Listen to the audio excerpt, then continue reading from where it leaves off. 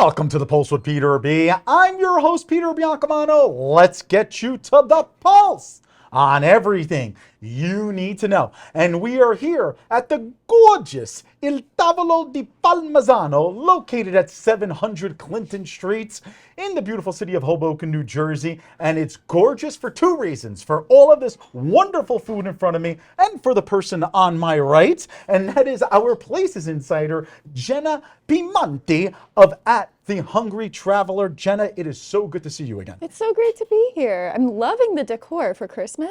It's so cute in here. So cute, right? I mean, it's always cute in here, but I love the addition of all the ornaments. Exactly. And for your tall folks, you know, be careful with this big table up front. This way your head doesn't hit one of these Christmas balls on top of me here. But, you know, I'm being careful, Jenna. And hopefully I didn't hit on you too hard in the beginning of the show. I was kidding about that. Anyway, Jenna, you were here just a few months ago, I believe. I believe it was the end of September, if I'm not mistaken. And we were talking about their brunch dishes. Yes. So what did you miss most about leaving those brunch dishes that day? Oh my goodness, they were all so good. They were so good I posted about them twice. I still miss those waffles. You know, I'm a waffle person. Of course. Just so good. You're just going to have to come back then. I know. I've already been talking about it like a million Exactly. times. But here we are, back at dinner time, as we like to say. Yes. And we have three fabulous dishes right in front of us. We are going to start with the dish closest to you. Awesome. Explain to me what it is. Yeah, so we have a vodka chicken parm with hot cherry peppers. Oh. I'm really excited to try it. The pasta excited too. looks insane. Exactly. Now, you know, sometimes, Jenna, while you dig in, vodka sauces can be like so heavy and so on and so forth. This looks totally light. Oh my God, look at that pasta. It looks Could so we just start with that pasta right good. there? That looks like it's baccari pasta. Yes. Oh my God, I'm that so looks excited about it. delicious. So dig in there. Don't worry about making a mess. We like when the foodies make a mess on the show. Trust me. So I feel like vodka chicken parm is like, you know, a big thing these days, correct? You know, it used to be agree. just a regular one. And so, sorry, I'll let you do the talking. No, this one has such a good kick in it from the peppers. It's such a good flavor. It's like different than what you get in vodka sauce, but still, like, you know when you get a little bit of a spicy vodka sauce, it has that kick. Loving the fresh pepper taste of it. That is Compared to like usually a fantastic. crushed red pepper, the fresh peppers make such a difference. Exactly. I'm gonna let you dig into the chicken parm because already I can tell how thin it is. And that, to me, that's so important when the chicken cutlet is that thin. Oh, look at her. She knows how to do it right. Gotta get the sauce. The She's sauce putting is this- good. Do your thing, Jenna. Do your thing. Oh my God. And I can actually see the peppers in there. Yeah. It's phenomenal. Sorry. So go ahead. good. You're right. It is thin, perfectly pounded out, thinly breaded in the best way. The breading's really good. Love it. Okay. You know, I'm going to ask for know, a I was score about to just go. out of 10. I know. I was going to say, you want to listen, if you want to take over the host chair, Jenny, you can. Maybe one day. Exactly. The Pulse with Jenna P. Ooh. Ooh. It does sound good. I know. What is your score? I'm gonna give it a 10 out of 10. Wow. Yeah, the flavors in here are insane. It's really God. good. Well, you know what? After a 10 out of 10, I'm going to move it closer to me. Yeah, you have to try it. I am going to move the next dish. What do we have here? Okay, so we have a short rib ragu, and there's a dollop of ricotta on top, and it looks like a little bit of pesto. I'm really excited about this. I love short rib. Okay. Yes, if you remember from when I was here for brunch and we had the short rib grilled cheese. Yeah. Very You were eating excited. that minutes after the show I ended was. as well. I ate that entire plate. Exactly. While you dig in there, you know, I think the pesto with the ricotta is something a little different because normally people just put a dab of ricotta and they don't include the pesto. Am I right or wrong about that? I agree. It's really good. You get the freshness of the basil Okay. with the sauce and adds a whole nother level to it. I really like it. I'm gonna All go right, for keep, another bite. why not go for another spoon, right? You can't have enough here at Il Tavolo Di Palmisano. You really can't. 10 out of 10. 10 out. I didn't even have You to know say me. the score. Wow. And you know what, Jenna? You and Megan, our other Places Insider, you guys are tough judges. So Yeah. I am like real, you know, we're Daria and Krista vote, you know, break the Richter scale and vote above the scores all the time. You and Megan are very, very, very tough. And I'm really, really excited. The first two dishes are 10 out of 10. Oh, I'm excited too. I can't wait to try the next one. Exactly. Now, Jenna, these are part of your regular menu, from what we understand, correct? Yes, these are. Not this one. This one's a special. Okay. Okay. Yes, look, it's she- coming up. She keeps talking about it, so so we might as We well can't move leave it the over. people astray. I know. What do we have for this third and final dish? Okay, so here we have chicken Francesca. Ooh, It's not a Francese, Francesca. No, it's a take on chicken Francese. There's sun-dried tomatoes. There's some spinach on there. I'm really excited to try it. Oh man, it looks so colorful. That's what I love about it, right? I know. I mean, almost like these beautiful decorations here at Il Tavolo Di Palmisano. Mm-hmm. Totally Oh my agree. God, all this food is making me get tongue twisted here today, folks. No. Gotta get a little extra Oh, sauce yeah, do on your there. thing. Oh my God. Yeah. Yeah, that's really good. Oh my goodness. Let me get another piece with And I'm sorry, what sun-dried was the tomato. difference between this and a chicken Francese? This one has the addition of the sun-dried tomato and the spinach on top, where usually a traditional chicken Francese is just the breaded chicken, the lemon sauce, and then pasta. Ah, by the way, you have to love all of the names that Il Tavolo comes up with here, correct? I mean, Francesca, Francese, right? I know. I mean, I really like it. Okay, so what do you like about it? Talk to me. So it's lightly breaded and the breading sticks, which is huge because sometimes you get a chicken Francese and like the breading's falling off the second you start to cut it. Like, you know, it's just not as well made, or like the sauce breaks and it can get a little eggy. This is perfect. The sauce is creamy. It's well made. I mean, it's steaming. It's delicious. And what is the type of pasta there? It looks like a fettuccine, right, or something? Fettuccine. Let's All right, yeah, of course. That was my whole idea, folks, to give her for the camera, you know? Yeah. You can also see like the shaved garlic in there. Oh my goodness. Oh. And there's nothing wrong with a lot of garlic, in my opinion. Absolutely right, not. Love garlic. I'm a garlic girl. You're out on a date, you just bring some mince, folks, okay? You know what I mean? You know, don't knock the garlic. Yeah. And the only person you need to impress is yourself. Oh. At the end of the day. Well, show over. That is phenomenal. Well, I'll tell you what is impressing you, I'm sure, was this last dish. So I'm going to ask you, out of 10, what do you score this one? I'm going to give it a 9.5. 9.5. I absolutely love that. It's really good. And if my math is correct, and you know I'm terrible at math, if we average out all of these scores, that's a 9.7 out of 10. No, that's a ginormous score. I mean, goodness, if you were Dave Portnoy reviewing pizza, that would be like astronomical, right? It would be. It would be insane. People would be flooding the place, which they should, because the food is incredible. Amen. Amen. And now, Jenna, if you were to come here with your friends, which I know you have a lot of because she's just killing it all over her social media platforms, would you recommend all three of these dishes? 100%. I already know which one of my friends would eat all of these. All right. Well, we're going to give them a shout out on air, so let's go. Yeah. Ooh, okay. Well, first off, that one's me. Okay. This one would be my friend Kayla. She loves a spicy vodka sauce. Okay. And anytime you throw chicken on top, she loves that. And then this one, I'm going to say my friend Sam would order it. Sam, all right. And I know you're in Hoboken a lot, and Yes. And why not come to Il Tavolo? Why not? Because it's amazing. You have to. I feel like it's like an institution. You have to try this food. It is so good. It's so fresh. The pasta's fresh. Everything about it is made to perfection. Exactly, exactly. And again, we've spoken about this in the past. The twist that they create, like a chicken Francesca and something like that, or this vodka chicken parm with hot peppers. I mean, it's just so unique. And again, this short rib ragu pasta dish, orecchietti, that's the pasta that's in there, with the pesto on top. It's so simple, but so unique. Well, that's the thing about Italian food. It has to be simple to an extent. If you throw in too much flair, you're just getting ahead of yourself. Like, it is truly just about the flavors and honing in on those things, and they do that here. Absolutely. Well, Jenna Piemonte of At the Hungry Traveler, our place is Insider. I hope you have a terrific holiday season. You do too. And a Happy New Year. And we want to see you on a lot more shows in 2024. Can you promise me that? I agree. Yes. All right. I absolutely love that. Thanks again. Thank Really you. appreciate it. All right, folks. More from Il Tavolo di Palmisano, located at 700 Clinton Street in the beautiful city of Hoboken, New Jersey, after this commercial break.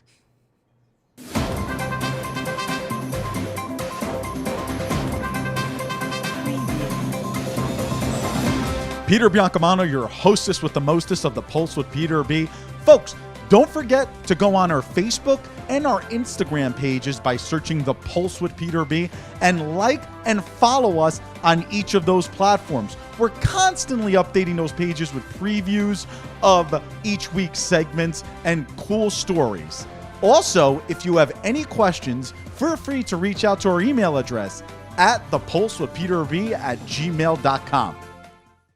Welcome back. I'm your host with the most, Josh Sotomayor Einstein, and I'm so glad that you out there in TV land and on the interweb stuck with us through that nonsense, whatever Biancamano was talking about, although his guest was absolutely wonderful. But another wonderful guest that I have with me right here is Max Thompson, one of the owners of Blue Violets on my block, 6 in Washington.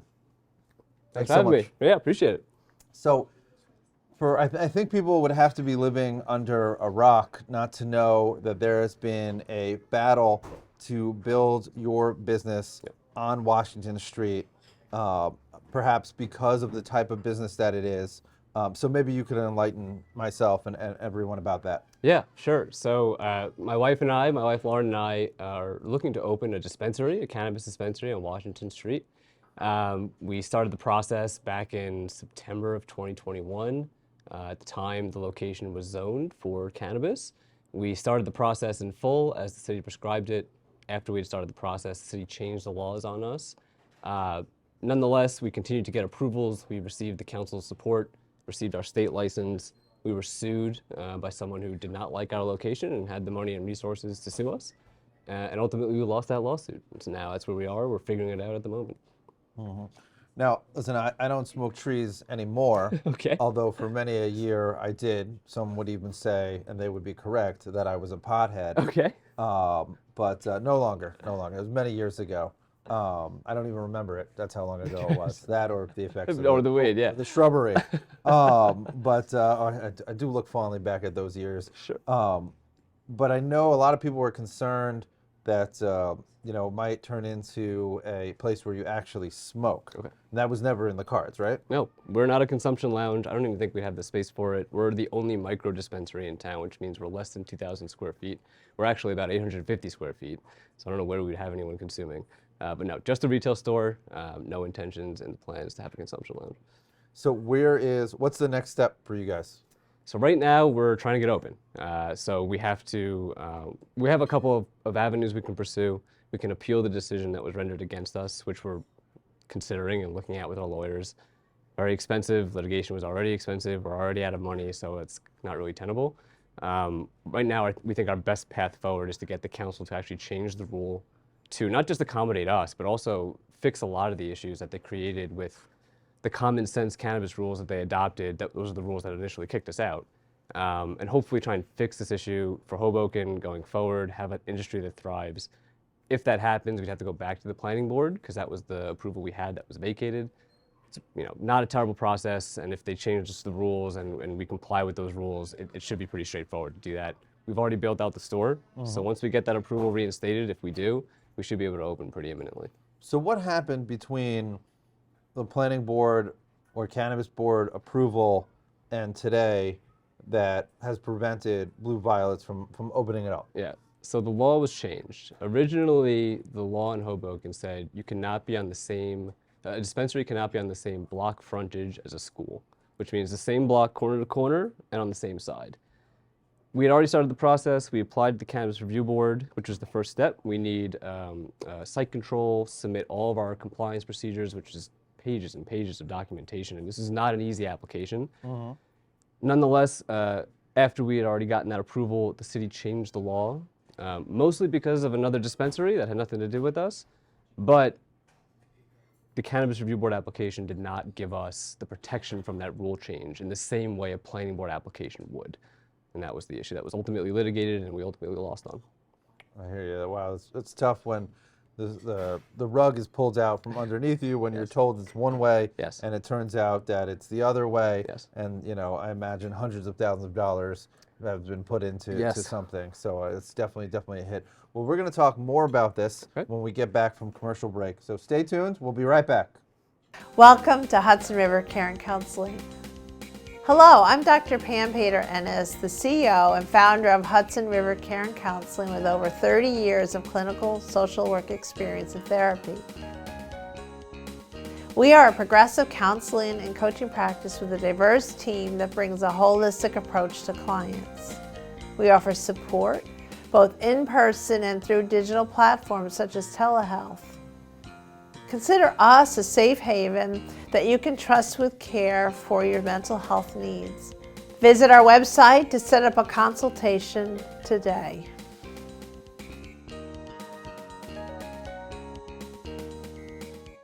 Welcome back. I'm so glad you stayed with us out there in TV land and on the internet.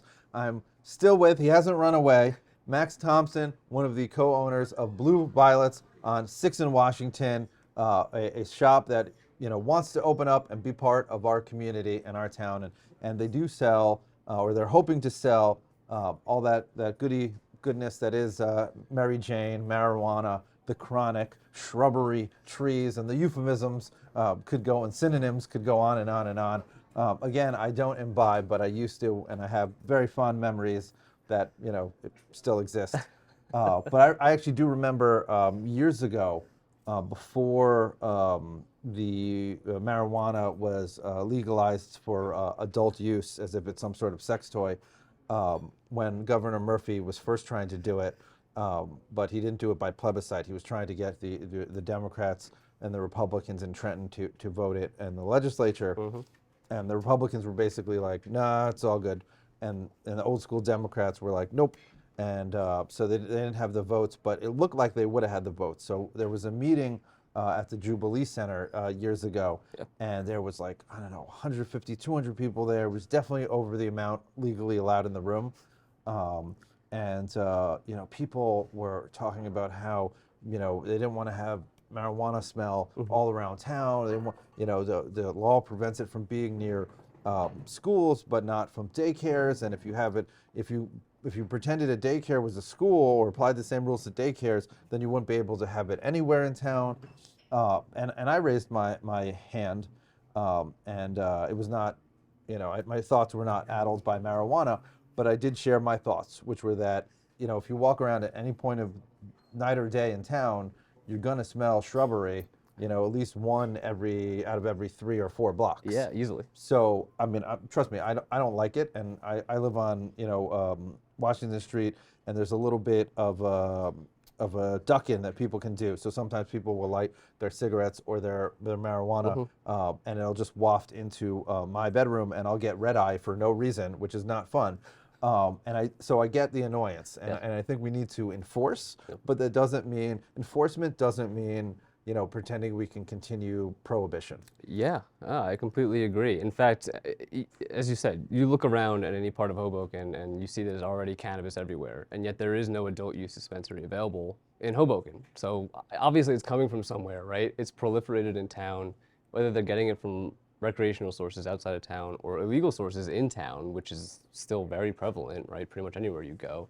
Cannabis isn't going away. And a lot of the issues that people are concerned with actually do get addressed by regulated stores, right? You don't want minors to have access to cannabis. Obviously, regulated stores are going to have ID checks. They're going to have multiple processes to make sure that never happens.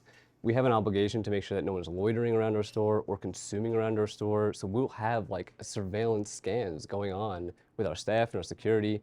You don't see that with a dealer or a bodega, right? They're not doing any of that. And so it doesn't make sense to push against this when all the issues we've heard, and I'm sure you've heard as well, they all get addressed by a store like ours. Well, half the time I see people on my block that I'm friends with that work in various stores that don't sell weed.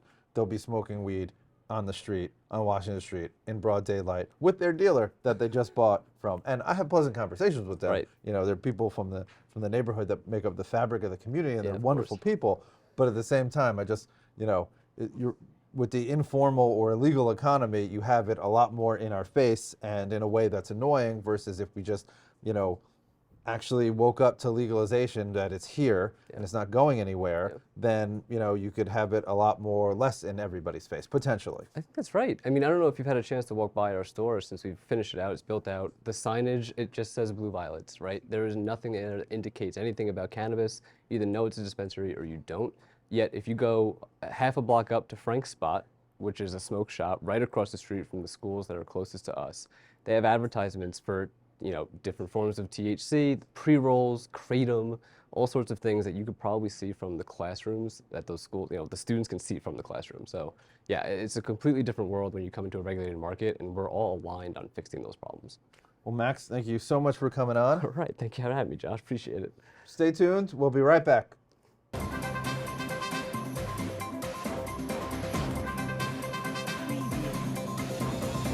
Peter Biancamano back with you. Don't forget to watch us on cable access every Sunday and Monday at 9 a.m. Optimum Channel 18, Files Channel 46, and Comcast Channel 190. Also on Sunday mornings at 9:30 a.m., you can watch our show on our YouTube channel, and you can also binge watch all of our old shows. Who doesn't want to keep watching The Pulse with Peter B? We'll see you there. Welcome back to The Pulse with Peter B. Peter Biancamano back in the host chair, and now that Josh Sotomayor Einstein is out of here, and I can still smell him from here, we do have a person who is making his return after a few months, I believe, right, Rob? And that is our pro wrestling insider, Mr. Rob Tonnesen. Great to see you again, brother. It is great to see you. Happy belated birthday to you. Sir. Happy holidays. Happy late Thanksgiving to everybody at home. It has been a while. It's been since August. What? So who's counting though? But apparently Rob is, right? No, exactly. Well, Rob, now that the calendar does say December, we are at that point where we do need to talk about the good, the bad, and what were some of the best matches of each of the top two major pro wrestling brands. And today we are going to start with the WWE, or the E as they call it. Are you excited? Actually, yeah, because this has probably been the weirdest and probably most interesting year in pro wrestling history in a while. Okay. I would probably say since before the pandemic. Exactly. And folks, stay tuned for later in December, where we will feature a segment with Rob discussing the good, the bad, and the best matches of AEW. But first, as mentioned, we're going to go to the company from Stamford, Connecticut. And that is, like I mentioned, is the WWE. Let's start with the good, Rob. And I know where you're going to start, because I think he is the biggest crybaby in pro wrestling history. And he is the biggest wannabe in pro wrestling history. And that is, of course, CM Punk making his return, but I know that you're very, very excited about this. Am I though? Like, honestly, like, He's your favorite wrestler of all time. Not of all time. You know, Bret Hart still exists. Oh, that's true. So first of all, CM Still Punk exists, sorry. got fired in August because he got into a fight with Luke Perry's son, Jack Perry. Yes. Got into a fight with him at All In Wembley. And ever since then, there was this talk: is he going to go back to the WWE? Is he going to go back to the WWE? And I had actually said on a previous episode that the Survivor Series in Chicago is sort of a date you should have circled on your calendar. Lo and behold, what day does he come back? Survivor Series in Chicago. He came back, and there's people that are upset. Guys like Seth Rollins, guys like Corey Graves, guys like Sami Zayn, and maybe Cody Rhodes that have legitimate reasons why they should be upset that he's back. Bottom line, CM Punk is going to make the company money. Bottom line, CM Punk knows that there's board members to answer to, there's investors to answer to, there's stock options to answer to. So I don't think Punk is going to be the catalyst, the problem that he was perceived to be in AEW. Plus, there's not going to be children running WWE like there was in AEW. And they say with time comes maturity, so I hope that Mr. Punk has matured. Exactly. And going back before, Seth Rollins, that's probably where they're going to go. If I would say probably your best bet is at the earliest Royal Rumble in January, or the logical would be WrestleMania in April. Night one would probably be Seth versus Punk. Understood. Now, moving on here, and I was glad when you sent me the notes that you mentioned this. I want to talk about the good in the celebrity wrestlers of the WWE. In the past, they certainly have been subpar, let's just say. But the celebrities they brought in this year have worked. The Logan Pauls, the Bad Bunnies, correct? Logan Paul being this good at wrestling is not fair. It is not fair. Logan Paul and Bad Bunny have had Bad Bunny appearing at Backlash was fantastic and revitalized the company, revitalized an island, excuse me. You have Carlito that got a job. You had a Savio Vega appearance. And now, because of the popularity of going to Puerto Rico for Backlash, you have WWE going more international in 2024. Australia, they're going to run a show in February. In France, they're going to run a show in May. And Logan Paul becoming United States champion in November at Crown Jewel is really their cementing of we believe in these celebrities. So at first it was let's get a name. Like, remember the WrestleMania? They had Snooki. Yeah. Now it's not just who's the hottest name, it's who could help push the company forward. Interesting. Now, before we get into the bad for this year and what you believe was your best match of 2023 for the WWE, there are some up-and-coming superstars such as Rhea Ripley, who Rob mentioned is on his shirts, and Gunther, and I love saying his name, and I'm so glad you put him in my notes here, who have definitely made headway this year. Yes, Rhea Ripley becoming the women's champion. She's been the champion since Mania. Has really just put the women's division on her back, and she makes Dominic Mysterio watchable. Let's just put it that way. The Judgment Day, when it first started, was kind of this weird little, okay, it's just 4 people not doing anything. Now with Rhea, it's becoming watchable TV. It's becoming interesting TV. And it's those stories that you really enjoy when you do sit down to watch the pro wrestling sport. Gunther, longest reigning Intercontinental Champion of history. As of filming today, he's champion 534 days. Wow. So Beat Pat Patterson, huh? Beat Pat Patterson, beat Honky Tonk Man, like the longest reigning. Sorry, yeah. He makes the Intercontinental Championship relevant, which is something that you haven't had with the secondary belts like the Intercontinental or United States Championship in a while. He doesn't speak much because of the thick Austrian accent, but you don't need him to because he's believable. He makes you buy a ticket to see him just for how he looks. Right. Well, Rob, where there's good, there's bad. And I know you gave me 3 points here, and I'm kind of just going to make you do your thing and sprout them out. What do you think were the baddest moments, and when I say baddest, not in a good way, for 2023 in the WWE? I'm really going to start right at the top and say Roman Reigns and the Bloodline. Wow. Roman Reigns, as of filming, has been champion for 1,184 days. That is 3.5 years. Just let me give you some numbers. Sure. Bruno Sammartino's first reign, 1,237 days. Wow. Roman will pass that at the Rumble. Wow. Hulk Hogan, 1,474 days. He needs to get to October.